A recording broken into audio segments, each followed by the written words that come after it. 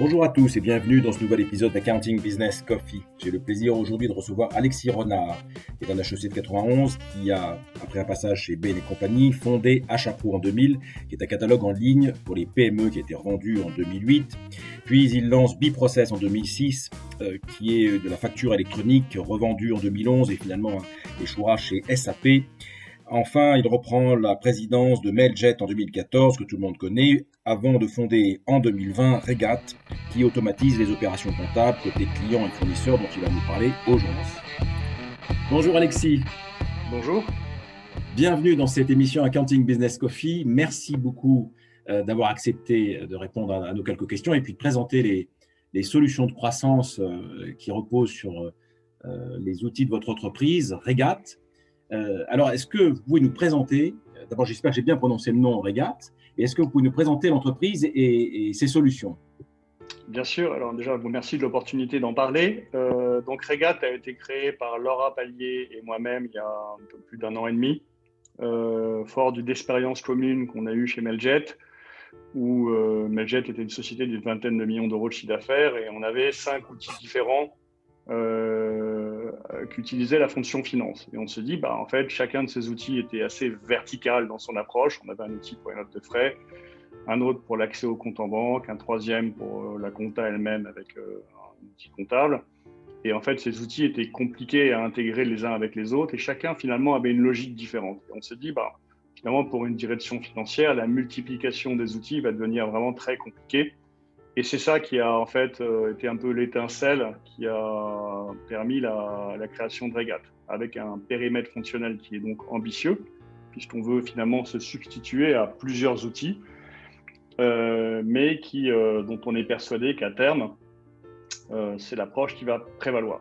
Voilà, donc on a commencé à travailler sur cette problématique. Alors, Laura elle-même est financière, elle a travaillé pendant 8 ans dans un grand cabinet et elle était donc directrice financière de Mailjet. Moi, j'ai travaillé auparavant dans une entreprise qui s'appelle Biprocess, qui était leader en Europe de la facturation électronique à valeur probante, qui elle-même a été revendue à SAP en 2011. Donc, on est tous quand même assez familieux des problématiques de démat et de gestion financière. La société a grossi très rapidement et on est actuellement déjà une trentaine avec un appétit très fort sur l'outil qui nous réunit. En fait, on est plutôt dans une approche d'être profil bas sur les aspects marketing et de faire tout pour que l'outil soit vraiment l'outil de travail au quotidien des experts comptables et de leurs clients. J'insiste sur et de leurs clients parce que c'est un aspect qui me paraît très important.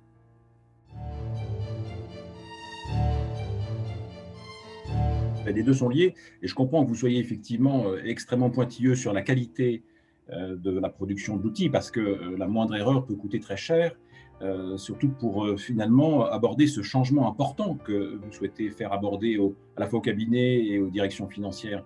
Quels sont les freins que vous avez rencontrés et comment les avez-vous levés?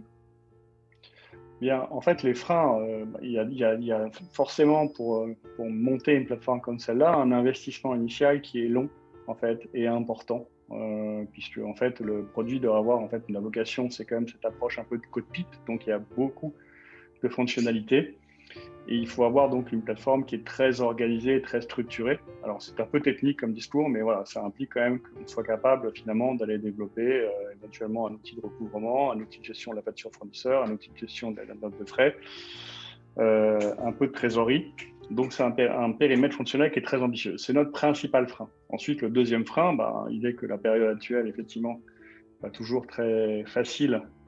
C'est pas la meilleure période pour aller proposer nos services aux experts comptables, mais on en a beaucoup qui se sont déclarés intéressés, qui ont commencé à déployer, et on compte beaucoup sur les mois qui viennent, qui normalement devraient être plus propices pour accélérer.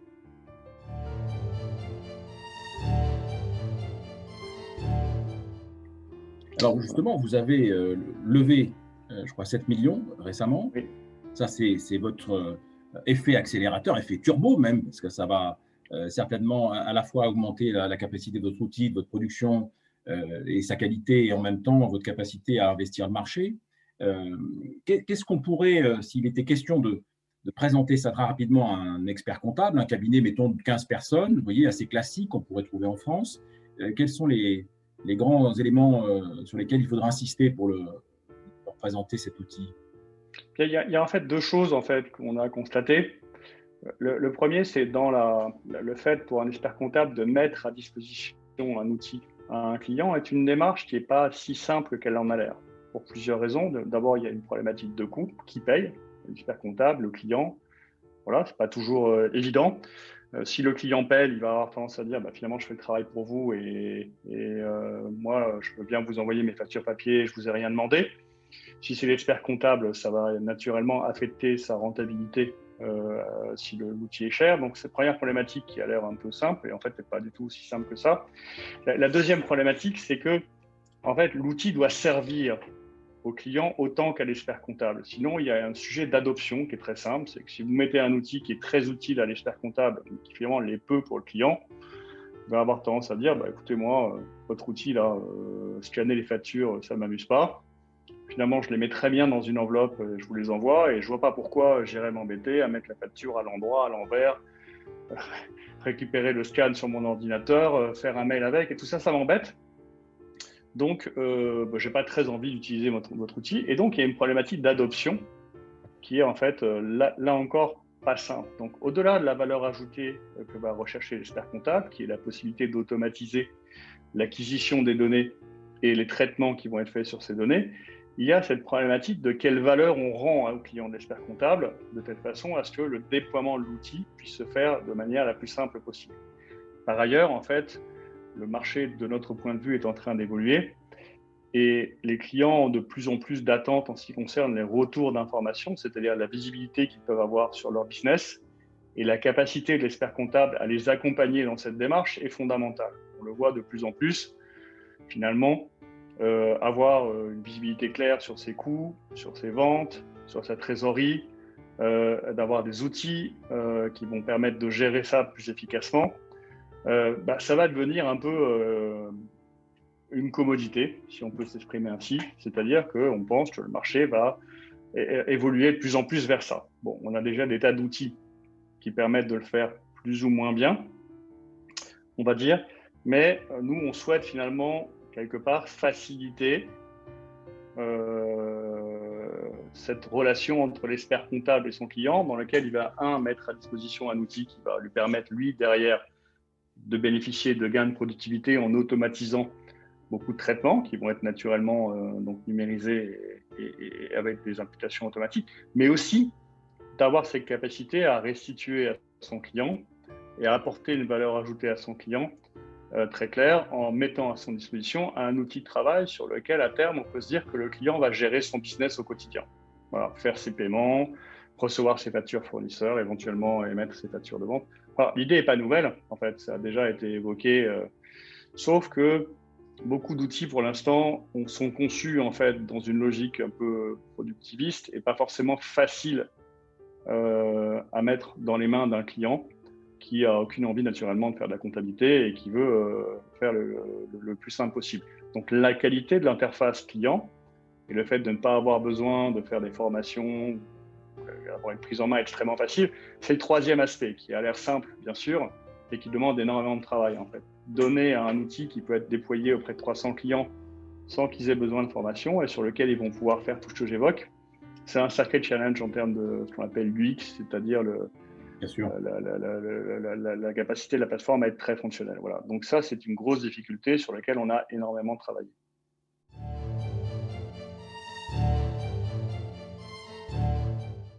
Alors, vous parliez de copilotage. Dans les années 80, il y avait une affiche de l'ordre qui présentait un avion et il y avait un slogan qui était quelque chose du style l'expert comptable est votre copilote. Et en fait, c'est ce sur quoi vous aidez les experts comptables, si je comprends bien, avec sur la compta fournisseur et la compta client en tout cas. Il y aura peut-être d'autres produits demain. Est-ce qu'on peut imaginer qu'avec l'IA, parce que je présume qu'il y a de l'IA dans votre outil, on ira demain plus loin? Je pense à la prédiction, je pense pourquoi pas au conseil. Alors, c'est possible. Alors, l'IA est principalement utilisée pour l'instant dans l'acquisition de données, c'est-à-dire la capacité qu'on a à numériser efficacement en fait les documents papier, voire récupérer en fait des documents papier sur la base d'une petite interface, par exemple une petite app, et à gérer, en fait, à vérifier en fait la qualité de ces documents et à apporter un résultat qui va être le plus près possible de la perfection, sachant qu'elle n'existe pas et que dans le cas de Regat, on a prévu une vérification humaine à partir du moment où les scores de confiance ne sont pas bonnes pour justement garantir cette perfection. Bon, donc ça c'est le rôle de l'IA, c'est une première étape. Ensuite, la difficulté qu'on peut avoir, c'est d'un peu de sortir de la problématique de les pièces manquantes, les relances, le temps perdu à relancer les clients, qui malheureusement est un peu trop le vécu de beaucoup d'experts comptables, et avoir en fait un véritable système de communication qui soit très fonctionnel entre le client et son expert comptable, dans lequel en fait finalement tous ces allers-retours vont disparaître. Est-ce que finalement on va pouvoir aller plus loin et utiliser l'IA sur du conseil en business, et en particulier peut-être la partie trésorerie? C'est certainement quelque chose, c'est très intéressant. C'est encore un peu novateur, pas complètement mûr, même dans nos têtes, mais certainement en fait on va aller vers effectivement des systèmes qui vont permettre de faire des choses au début assez simples, de dire attention, l'évolution de votre trésorerie, il faut que vous fassiez attention. Voilà, des choses assez simples et qui vont se sophistiquer. Je crois que et par ailleurs, on sait aussi qu'avec l'avènement de la généralisation de la facture électronique, on ne sait pas trop ce qui va devenir de cette partie acquisition papier qui, naturellement, va se réduire au fur et à mesure du temps, puisqu'il y aura moins de ce qu'on appelle d'OCR et beaucoup plus de factures électroniques. Bon, je ne suis pas non plus certain des échéances et de la vitesse avec laquelle, en fait, cette facture électronique va généraliser, mais c'est un fait inéluctable. En revanche, le retour de la valeur ajoutée pour le client est quelque chose qui n'est pas dépendant de la facture électronique et qui va rester essentiel. Et cette valeur ajoutée, c'est lui donner des outils sur lesquels il va pouvoir gérer son business, très simplement. Et ces outils, c'est effectivement du paiement, un peu de gestion de trésorerie et un excellent reporting qui lui permet de mieux comprendre son activité, ce qui n'est pas toujours pour l'instant facile à faire pour un expert comptable et souvent très preneur de temps parce que les outils qui sont existants ne permettent souvent pas d'adapter le reporting à la clientèle. Et donc, généralement, il y a beaucoup de travail sur Excel, ce qui peut être très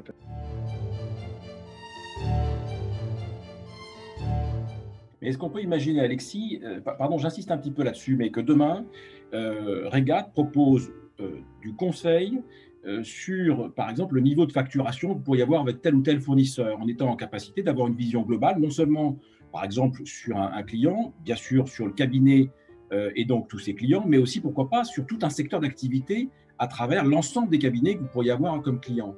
Et donc de dire, par exemple, le fournisseur de plastique, vous êtes en moyenne à tant du gramme, tandis que la moyenne nationale que nous avons, nous, dans nos statistiques Regat, est de tant, donc vous êtes au-dessus, au-dessous, attention, regardez. Est-ce qu'on peut imaginer demain d'avoir une vue comme ça globale et d'aller vraiment un peu plus loin? Alors demain, je ne sais pas quand, demain, c'est vous de me le dire. Ouais. Hein, mais... Alors, la réalité, c'est qu'on n'est pas prêt encore de notre côté pour ça. Et là, il faut être très, très franc. C'est certainement quelque chose qui va petit à petit apparaître, mais pour pouvoir faire ça, il faut que les fondamentaux dessous soient acquis. Et ces fondamentaux, en fait, pour l'instant, ne sont pas acquis de notre point de vue. Donc, il y a un gros travail pour aller sur ces fonctionnalités sophistiquées qui vont apporter beaucoup. Il y a un beau travail pour que la base soit déjà faite de manière on est au début de l'aventure. On est au début de l'aventure. Oui, et donc, notre souhait, bien sûr, notre souhait, c'est d'accompagner nos clients depuis le début de l'aventure en leur proposant le meilleur outil possible et puis petit à petit, justement, d'essayer de leur faire découvrir tout un tas de choses. Par exemple, sur les libellés des écritures bancaires, c'est un autre domaine sur lequel l'IA, parfois, c'est pas très explicite, en fait. Donc, quand on reçoit les relevés de banque, le traitement de ces écritures, parfois le libellé n'est pas assez explicite pour qu'on puisse travailler de manière simple par un algorithme simple.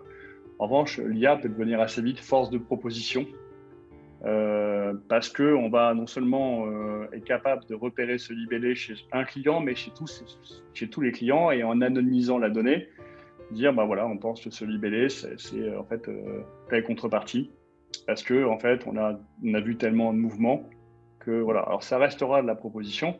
Un autre domaine sur lequel en fait on va avancer, et ce qui peut être problématique à terme certains experts comptables, ou en tout cas, c'est en fait la possibilité de, petit à petit de gérer les schémas comptables complètement automatiquement, puisque la plateforme sait aussi apprendre du travail des comptables, et lorsqu'elle repère qu'une écriture ou une transaction a été faite plusieurs fois de suite, elle est capable de proposer de le faire à leur place. Je ne crois pas que ce soit un problème, en fait. C'est juste une nouvelle relation avec les clients dans lequel, en fait, le travail d'acquisition de la donnée, de saisie, de relance va petit à petit se réduire au fil du temps, et le travail de conseil, effectivement, et d'apporter de l'information va se développer dans une logique de vase communicant. Et nous, on souhaite accompagner les experts comptables dans ce travail. Bien entendu, on est complètement là-dessus sur la même longueur d'onde. Alors nous, évidemment, au cabinet Sommet, on fait les choses un peu sous un autre angle, mais on partage à cet égard complètement la vision de tout ça.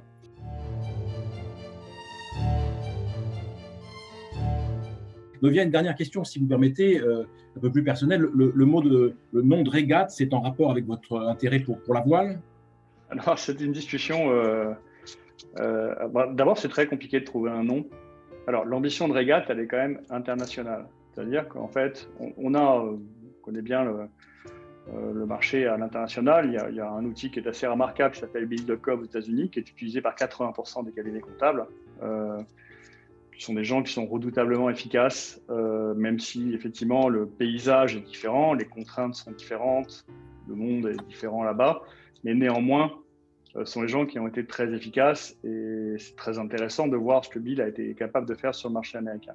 L'ambition de Regat, c'est clairement de ne pas se limiter au marché français, mais d'être capable d'aller proposer ses services en Allemagne, en Espagne ou en Grande-Bretagne éventuellement, plutôt dans la communauté européenne d'ailleurs, puisque dans ces services, il y a du paiement, il y a tout un tas de choses qui sont très intéressantes. Bon, donc c'est compliqué de trouver un nom qui soit disponible sur tous ces pays, et puis après, il y a beaucoup d'amoureux de la voile chez nous.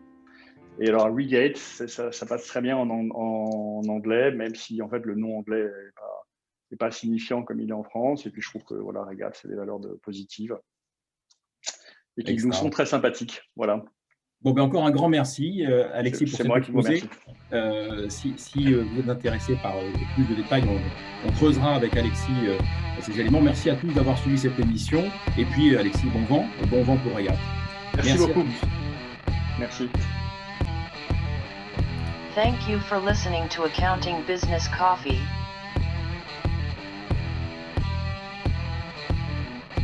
Stay tuned for the next episode.